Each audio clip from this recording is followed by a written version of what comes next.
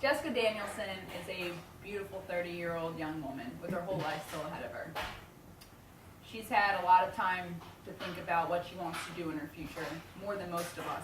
And that's because Jessica has been attached to an IV in her hospital room 24/7 ever since she was diagnosed with restricted cardiomyopathy at the age of 19. Her condition has caused her heart to fail, and she's been anxiously awaiting a new heart ever since. According to an ABC News article titled The Waiting Game, 9 organ transplant patients fight to survive by Dan Lieberman in May of 2012. This is just one example of the many reasons you should donate your organs. Thousands of Americans, just like Jessica, rot in their hospital beds every year waiting for new organs. It's easy to say that Jessica's case is extreme and that it could never happen to you. We can look at her and say that's so terrible, and then we can go about our lives, go to work, run errands, play with our pets, and plan our vacations. But Jessica was doing the same thing when her life was turned around. It could happen to any of us at any time. Organ donation should be mandatory in the U.S. because it's the only option we have right now to save someone in need of an organ. And with universal health care a reality, it's a huge waste of government funds to rely on monetary incentive programs. While many Americans agree that it's the morally correct choice to donate your organs, only 40% are actually signed up to become organ donors.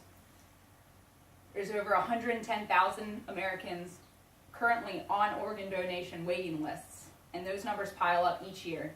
According to Judd Kessler and Alvin Roth in their article, Organ Allocation Policy and the Decision to Donate in the American Economic Review from August of 2012. A lot of the reason why people don't donate is fear. We want to hold on to our family members for as long as possible. And while the medical community agrees that brain death is the true marker for true death, says Leslie Sharp in her article, Commodified Kin, Death, Mourning, and Competing Claims on the Bodies of Organ Donors, an American anthropologist from March of 2001, family members still see a beating heart and signs of physical life and won't give doctors the go-ahead to harvest the organs.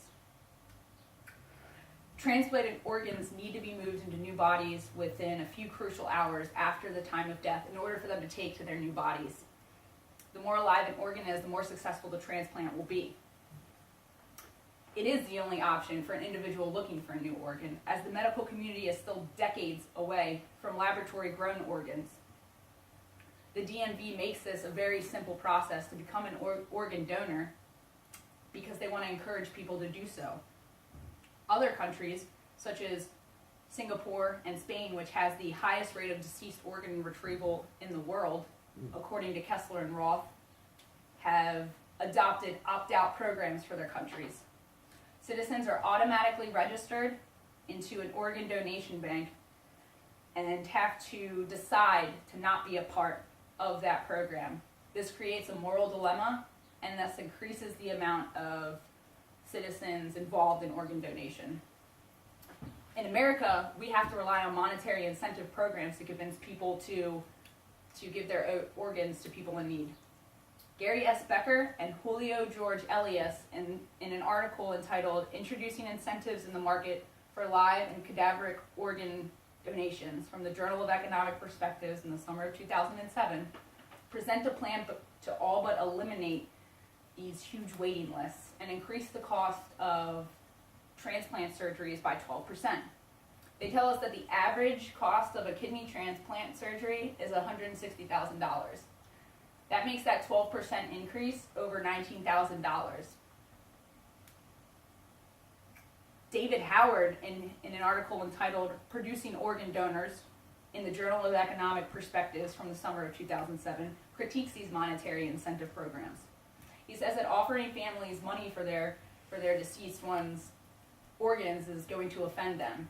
He suggests giving them a voucher for funeral costs instead. These monetary incentive programs also crowd out voluntary donations, which is seen throughout the blood donation industry. He also suggests that individuals who are already registered as organ donors to receive priority over non-donors should they ever find themselves on an organ waiting list. But is this the route that we really want to go to save a young person's life? How morally corrupt is our society that we need to buy an organ from an already dead individual because their family needs to hold on to the idea that they're still with them? Their perfect organs will die and rot in the ground, and a second family will have to go through that extreme heartache that they're already going through over just a few $1,000s.